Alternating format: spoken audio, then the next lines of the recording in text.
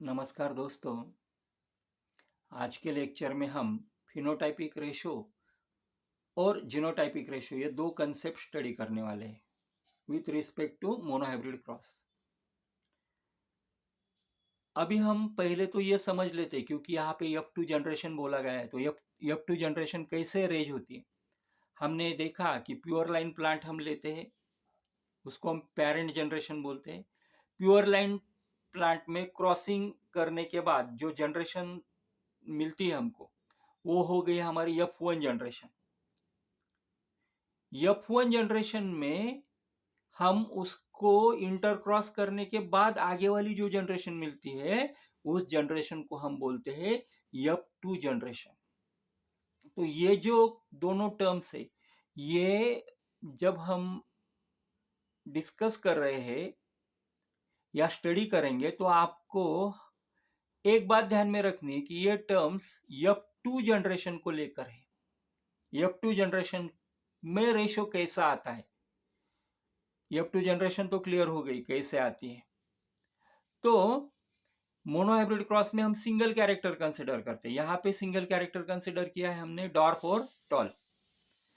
Phenotypic ratio, it is ratio of the offspring produce in F2 generation with respect to their physical appearance. F2 generation में जो offspring produce होते हैं, उनका physical appearance कैसे है, वो हम जब कंसिडर करते हैं तो उसको हम फिनोटाइपिक रेशो बोलते हैं। F2 जनरेशन में अगर हमने 4 सीड लगाई है, जो 4 सीड लगाने के बाद F1 जनरेशन की 4 सीड ली हमने और वो हमने जर्मिनेट की है, तो उसका जर्मिनेशन के बाद जो प्लांट तैयार होने वाले हो, जो प्लांट डेवलप हो गए, 4 प्लांट हम कंसिडर करते हैं। तो उस 4 प्लांट में 3 प्लांट ऐसे होंगे कि जो टॉल होंगे और एक प्लांट ऐसा होगा कि जो डॉर्फ होगा। तो 3 टॉल एज टू 1 डॉर्फ, ये जो है ये उसका फिनोटाइपिक रेशो आ गया, टॉल एज टू डॉर्फ।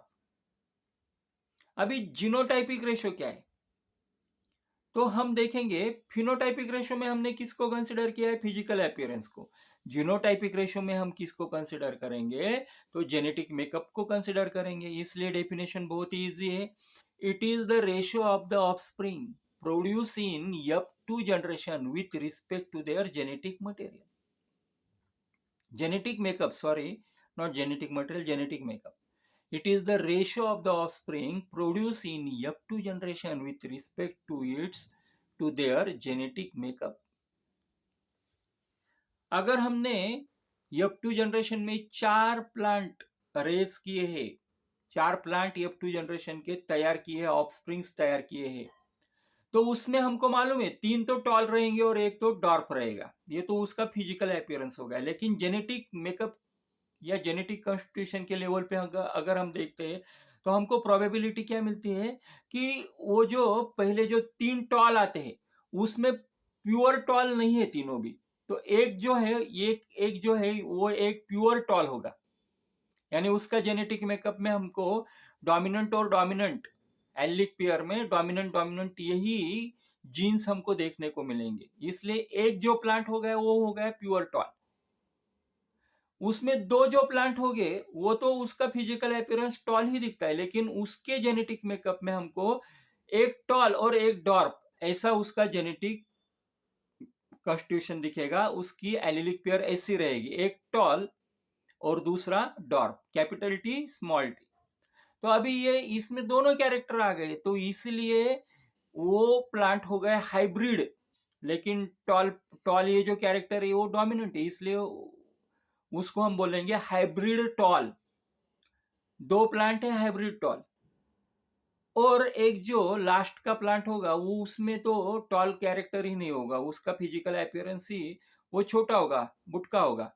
तो उसमें दोनों भी कैरेक्टर, दोनों भी जो एलिक पेयर में एलिल्स में जो दोनों भी जीन है एलिक पेयर में, तो वो दोनों भी जीन क्या हो गए, डॉर्फ के जीन हो गए, स्मॉल टी स्मॉल टी। इसीलिए एक आ गया प्योर डॉर्फ। तो उसका जेनेटिक मेकअप क्या हो गया, 1:2:1, ये हो गया उसका जीनोटाइपिक रेशो, यानी एक pure tall, one pure tall as to hybrid tall as to one pure dwarf. इस प्रकार से उसका जेनेटिक कॉन्स्टिट्यूशन हमको देखने को मिलता है। अंडरस्टैंडिंग के लिए थोड़ा सा आपको लगेगा कि अंडरस्टैंडिंग करना थोड़ा कठिन है, लेकिन हमको ऐसे ही अंडरस्टैंड करना पड़ेगा। डेफिनेशन के लेवल पे बहुत सिंपल है, बहुत इजी है।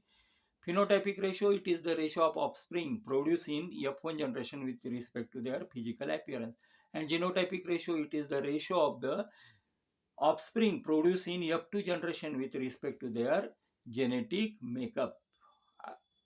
Thank you to all of you. अगले लेक्चर में हम अगली दो कंसेप्ट जो लास्ट की बाकी है, मोनोहाइब्रिड क्रॉस और डायहाइब्रिड क्रॉस, वो स्टडी करने वाले हैं। Thanks to all of you.